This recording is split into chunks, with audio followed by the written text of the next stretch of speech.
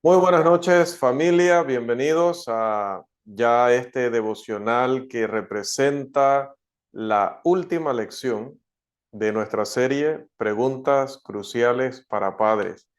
Última pregunta, la pregunta número 15. Esta pregunta es la que enviamos previamente al grupo. ¿Es del gobierno o del hogar la responsabilidad de la educación de nuestros hijos? O como se ha formulado directamente o textualmente la pregunta, ¿tienen los padres o el Estado la responsabilidad suprema de la formación integral de los hijos? ¿Cuál es la respuesta a ello? Bueno, mucho de esta pregunta está relacionado con un tema que obviamente no vamos a profundizar en él como deberíamos para, por lo menos en el sentido de dejarlo demasiado claro, pero podemos decir algunas cosas. Hoy vamos a ver algunas cosas. Y es una corriente que hace ya muchísimos años ha estado por el mundo con diferentes nombres, con diferentes máscaras, pero que generalmente es llamado y conocido en la era moderna como el humanismo secular. El humanismo secular viene de los años 1800 y tanto, para que tenga una idea de que no es precisamente una idea reciente, pero sí las semillas o los fundamentos de esa creencia han estado en la mente del hombre desde que cayó y desde que se corrompió.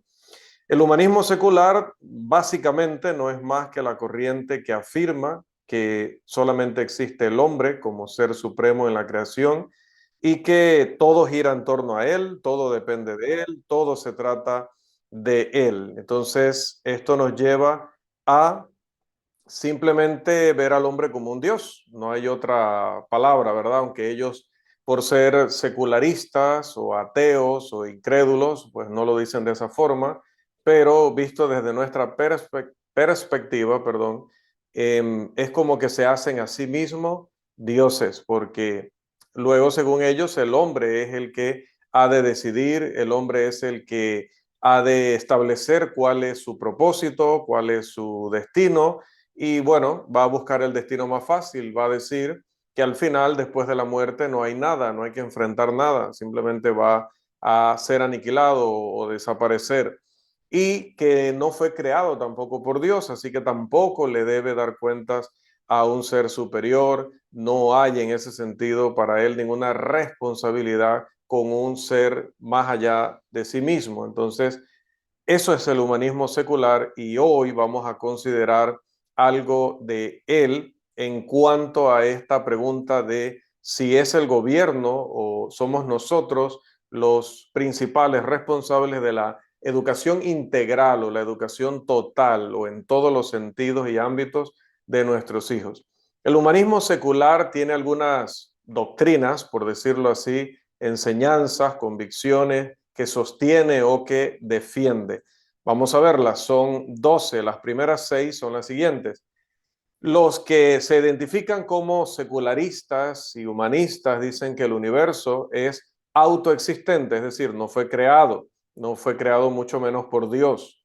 Número 2, que el hombre es el producto de un proceso continuo que llevó cientos de miles de millones de años, y a ese proceso continuo lo han llamado la teoría de la evolución o la evolución, así a secas, para tratar de sugestionar la mente del que escucha el nombre y que se piense que ya es algo establecido o demostrado, cuando no es así. La ciencia no aporta pruebas del proceso evolutivo, macroevolutivo, que es decir, que todo el universo en sí ha evolucionado hasta pasar de un organismo prácticamente como un microbio a los seres humanos que habemos hoy. Más bien se ha dado lo contrario, pero bueno, en algunos casos. Número 3, que el valor se determina, el valor de las cosas, el valor del ser humano, más que todo el valor del ser humano se determina considerando las relaciones con las necesidades humanas. Es decir, que en un momento dado yo voy a tomar una decisión de si robo, de si miento, de si adultero, de si manipulo, etcétera, todo lo que se puede hacer, ser hipócrita, ser mala persona, cómo es mi relación con los demás. Mis valores van a depender de con quién estoy tratando, van a depender de las circunstancias en mi relación o en mi trato con otras personas. Por allí hay diré un meme, para no decir que es un pensamiento, porque creo que allá hay poco raciocinio, pero dice algo como: mi actitud depende de tu actitud. Y lo que quiere decir el autor, o lo que quieren decir quienes lucen luego este lema, por llamarle así, es que si tú me tratas mal, yo también te voy a tratar mal. Si tú vienes agresivo, yo también te voy a tratar agresivamente. Si tú me ignoras, yo también te voy a ignorar. Entonces, esa es la actitud va a depender de usted cómo sea yo, o mi actitud va a depender de la suya. Bueno, eso es humanismo. 4, que la religión debe ser juzgada por la ciencia. Imagínense, si la religión dice algo, ese algo debe ser una cosa que se pueda verificar a través del método científico de observación, de experimentación, de análisis de una teoría para luego convertirlo en una ley o afirmación universal. Si no puede pasar ese proceso, entonces aquello que ha dicho la religión es falso. Esta es una creencia del humanismo. 5, el humanismo no es, quiero hacer un breve paréntesis aquí, el humanismo no es un grupo de personas que se reúnen en un lugar y empiezan a leerse allí entre ellos las convicciones de los humanistas. No funciona de esa manera. Simplemente es una manera de pensar que la pueden tener personas que incluso estudian religión, como vamos a ver más adelante. No necesariamente tiene que ser un ateo, incluso alguien que supuestamente debería creer en Dios y que ha estudiado la Biblia, que ha estudiado en universidades la Biblia, la teología, al final terminan defendiendo este tipo de filosofías. Así que es una filosofía, no es un grupo con un presidente o un líder en tal lugar, no es así, es tener una idea. Es como cuando uno dice: mira, yo soy comunista. ¿Ya? Entonces, usted cuando dice soy comunista, no está diciendo que directamente Fidel Castro es su líder o Maduro es su líder, pero que lo que ellos practican o enseñan, supuestamente, usted cree que eso es correcto. Entonces, así mismo es el humanismo secular. No es un grupo de personas en un lugar practicando exactamente este y lo otro, sino es una manera de pensar que la puede tener cualquier persona en cualquier lugar del mundo, que sea una persona incrédula ante la palabra de Dios y todo lo que ella enseña. Bien, número 5, que el tiempo del teísmo ha pasado. Aquí el teísmo no tiene nada que ver con nuestra querida sobrina, sino teísmo aquí es la creencia, la convicción que tienen los hombres o la mayoría de los hombres de que existe Dios. Eso es porque el término griego para Dios es teos o theos en griego, así que por eso se dice teísmo. Ellos dicen que ya eso pasó, ya el tiempo del teísmo, de engañar a las personas, de lavarle el cerebro a las personas, eso ya pasó, ya no hay que creerle a la religión. Y número 6, en esta primera presentación, dice que la distinción entre lo sagrado y lo secular ya no se puede mantener. Entonces, obviamente para ellos la mentalidad es la mentalidad del rey Belsasar. Si usted recuerda, en Daniel se cuenta la historia de aquel descendiente de Nabucodonosor que, estando en un banquete bien ebrio, es el rey de Babilonia, y dice: oye, esos utensilios, esas copas que trajimos de allá cuando invadimos Jerusalén y trajimos las copas sagradas, esas que dicen ellos que eran sagradas, tráiganme esas y sírvanme vino ahí, que quiero tomar vino allí, porque él quería demostrar que él estaba por encima de todo lo que los judíos consideraban sagrado y que él era un dios, ¿no? Al final ya ustedes saben lo que pasó. Cuando hace eso, una mano escribe sobre la pared, una mano de manera sobrenatural, escribe sobre la pared diciendo que su fin ha llegado. Bueno, esa actitud, no les voy a contar toda la historia nuevamente, pero esa actitud de Belsasar de tráeme esas copas que yo la voy a usar para lo que yo quiera, es también la actitud del humanista secular, quien dice que eso de lo sagrado, eso ya no existe. Todo es secular y punto. Número 7, tenemos en la número 7 que la realización completa de la personalidad humana es el fin de la vida del hombre y por lo tanto el humanista secular busca su desarrollo y cumplimiento en el aquí y ahora. No piensan en un cielo porque no creen en Dios, no piensan en una vida espiritual porque son materialistas, creen que nada más existe este cuerpo y que no hay un espíritu dentro de él dándole vida. Entonces ellos consideran que lo único para lo que el hombre debe esforzarse y debe crecer es en su personalidad, en tratar de desarrollar la mejor persona posible, pero eso de mejor persona, no, que no esté definido por la Biblia, sino que cada quien defina para sí mismo lo que es ser mejor persona o una buena persona. Número 8, que no hay lugar para las antiguas actitudes relacionadas con la adoración y la oración. Esta número 8 está muy relacionada con la número 6. Entonces, estas son las personas que ya detestan y pueden llegar incluso a atentar contra lugares donde se adora o donde se realizan oraciones. No sé si han estado al tanto, pero por ejemplo en Europa sobre todo, han estado quemando antiguos edificios de iglesias. Ya no se han metido todavía con los más modernos porque están mejor vigilados, están ocupados, pero han ido donde hay iglesias, entre comillas, ¿verdad? Le llaman iglesia al edificio, aunque sabemos que no es así, pero estoy usando el término, ¿no? Que como ellos lo dirían, van a edificios de iglesias muy antiguas, generalmente del catolicismo romano, y les están prendiendo fuego o rayan sus paredes poniendo todo tipo de vulgaridades, imágenes obscenas, porque es lo que dicen aquí, no hay ningún lugar que realmente sea un lugar de adoración o oración, porque todo eso a quién se dirige si Dios no existe, dicen ellos, ¿no? 9, que el concepto de lo sobrenatural debe ser rechazado. Obviamente, si no creen en Dios y no creen en la palabra de Dios, entonces todo lo que no sea, otra vez, comprobado por el método científico, no puede ser cierto. Entonces ellos dicen, leo en la Biblia que resucitaron a Lázaro. Bueno, entonces si resucitaron a Lázaro, tenemos que ver una prueba de eso, que la ciencia pueda comprobar que ese hombre murió y se volvió a levantar. Eso no lo van a poder hacer 2000 años después. Entonces, debido a eso, descartan que haya podido suceder la resurrección de Lázaro, por darles un ejemplo, ¿verdad?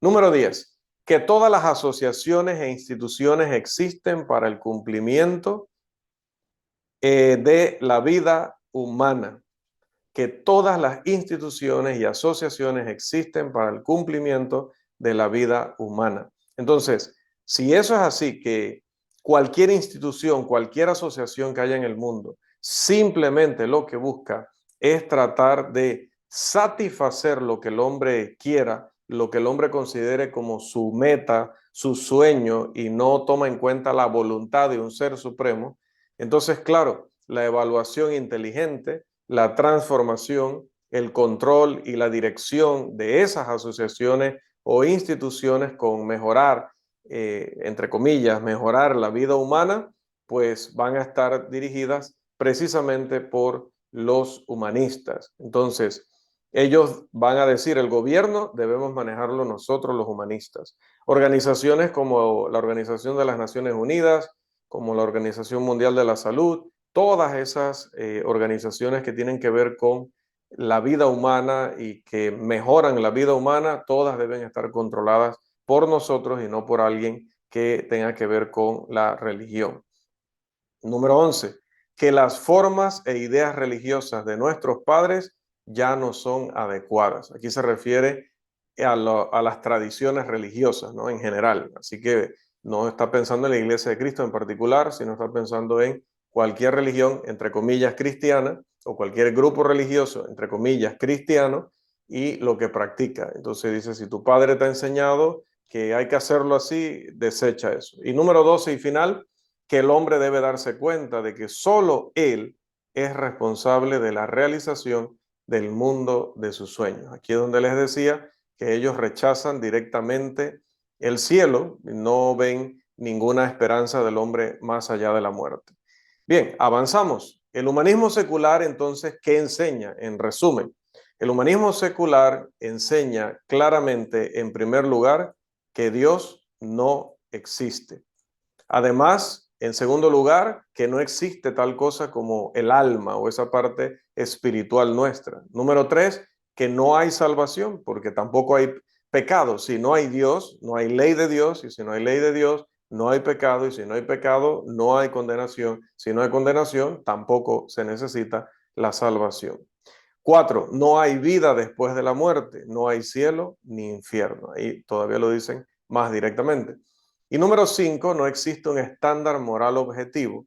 Los valores morales están determinados por la experiencia humana, es decir, cada quien va a decidir en un momento dado si algo es bueno o es malo. Nadie se lo debe imponer o nadie se lo debe enseñar, y mucho menos se debe utilizar un libro en particular y decir que ese libro es el estándar para definir qué es lo bueno y lo malo. Una de las instituciones que el humanismo se propone capturar, controlar y reestructurar, y es la razón por la cual estamos tocando este tema del humanismo, es que ellos quieren adueñarse, controlar, manipular, si no es que lo están haciendo ya, la escuela pública, nuestras escuelas públicas donde van nuestros hijos. El humanismo deplora o desecha los antiguos conceptos de Dios, iglesia, la salvación bíblica, el pecado, el alma, el cielo, el infierno, la inmoralidad. El humanismo considera la religión como una enfermedad mental y considera a cualquier niño que cree en Dios, que va a la iglesia, que trata de hacer lo que la Biblia dice, como un enfermo mental. Entonces, están decididos a supuestamente revertir ese daño, están decididos a cambiar a nuestros hijos. Entonces lo que quieren hacer es volverles a enseñar lo que es bueno y lo que es malo, pero basado en lo que ya vimos que son sus creencias. Entonces, ¿cómo pueden colocar su propia imagen y cómo pueden utilizar sus herramientas o creencias para dominar a los hijos y a las futuras generaciones? Bueno, la forma más fácil que han encontrado es inmiscuyéndose en el sistema educativo de los diferentes países alrededor del mundo, y el nuestro no queda fuera de ello. Eh, Hay un señor, Charles Francis Porter, lo tenemos ahora aquí en pantalla para que lo conozca, el que está aquí arriba, ¿verdad? No yo, el que está aquí arriba, Charles Francis Porter. Este señor era precisamente un humanista, uno de los más famosos, nació más o menos en 1880, si no me equivoco. Él era un ministro bautista y luego renunció a predicar porque decía que el púlpito no le daba la libertad para enseñar lo que él quería. Así que fue formado como bautista, se graduó en una universidad de una licenciatura o un título en teología, pero luego en el camino se dio cuenta de que lo que dice él, ¿no? Que lo que enseñaba la religión era un grave error, y entonces empezó a enseñar en contra de varias cosas que se enseñan en la Biblia, como el nacimiento virginal de Cristo, la deidad de Cristo, el tema de la salvación y la perdición, etcétera. Pero bueno, cito a este señor o traigo a este señor a colación porque él firmó un libro, o no un libro, un documento muy famoso a nivel mundial, que ese sí supuestamente es una representación mundial de lo que piensan los humanistas. Y ese documento se llama el Manifiesto Humanista. Basado en eso que él lo firmó, también escribió un libro que se llamó Humanismo, una nueva religión. Y allí el señor Francis Porter dice lo que tenemos allí en pantalla. La educación, hablando de la educación pública, es por tanto un aliado poderoso del humanismo, y cada escuela pública, en este caso estadounidense, es una escuela de humanismo. ¿Qué pueden hacer las escuelas dominicales teístas, es decir, cristianas, que se reúnen durante una hora, una vez a la semana, y enseñan solo a una fracción de los niños para frenar la marea de un programa de enseñanza humanista de 5 días? Y le faltó decir, y de varias horas al día. Los humanistas afirman que esto, crear al niño a su imagen y semejanza, es la responsabilidad exclusiva de la escuela, no de los padres. Su opinión es que la escuela puede recurrir a los padres si los necesita, pero si los puede hacer a un lado y le puede decir al niño que de hecho no le crea a sus padres y no siga lo que le enseñan sus padres, mejor. Y esto es lo que representa un sumo peligro para nosotros y nuestros hijos. Sin embargo, esta imagen que ellos quieren poner en el niño no es la imagen que se presenta en las escrituras. Y cualquier otra cosa que esté mal en el humanismo, y prácticamente está todo mal en lo relacionado con él, con ese movimiento, ciertamente está muy equivocado en cuanto a su concepto de la misión de las escuelas públicas. La Biblia enseña que Dios ha dado a los padres la responsabilidad de enseñar, entrenar, desarrollar al niño, y Dios tiene la intención de que este trabajo se realice en armonía y de acuerdo con las instrucciones divinas que nos ha dejado en su sagrado libro. Son los padres quienes pueden solicitar ayuda de las escuelas para complementar ese trabajo que están realizando, ese trabajo que Dios les ha encomendado. Aquí viene un pasaje que ustedes no podrían anticipar, que lo voy a citar en este momento. Y es, sí, Efesios capítulo 6, versículo 4. Voy a hacerme aquí en la mesa.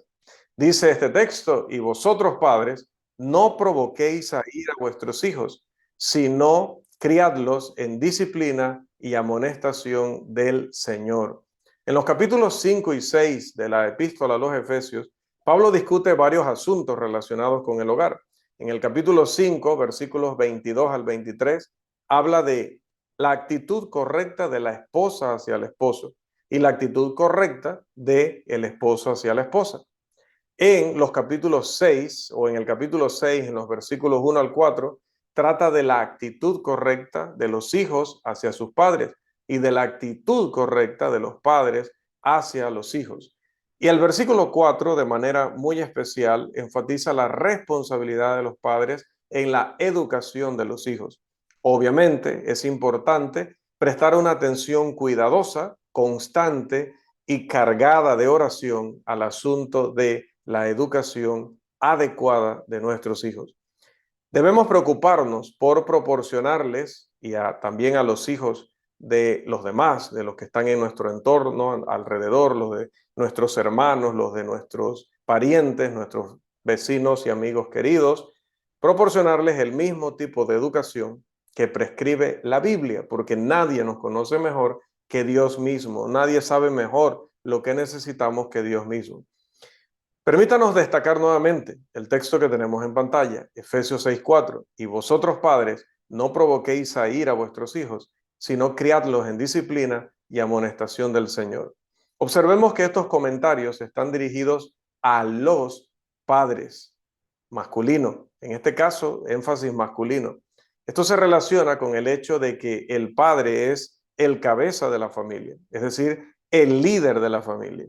Entonces, como Pablo ya lo había discutido en el párrafo anterior, es decir, allá en la carta a los Efesios, el padre es también el líder espiritual de la casa y es el primer responsable de todos ellos. Este pasaje enfatiza de manera muy específica la responsabilidad del padre en la educación de los hijos, y teniendo en cuenta la cercanía de la relación existente entre el esposo y la esposa, esa cercanía que Pablo había estado discutiendo en Efesios 5, 22 al 23, queda claro que la madre cristiana también estará profundamente interesada en que sus hijos reciban la mejor educación posible, que ese padre cumpla con su deber, cumpla con esa primera responsabilidad que tiene él de asegurarse que los hijos reciban la disciplina y amonestación del Señor, y ver cómo ella puede contribuir a ello, cómo ella puede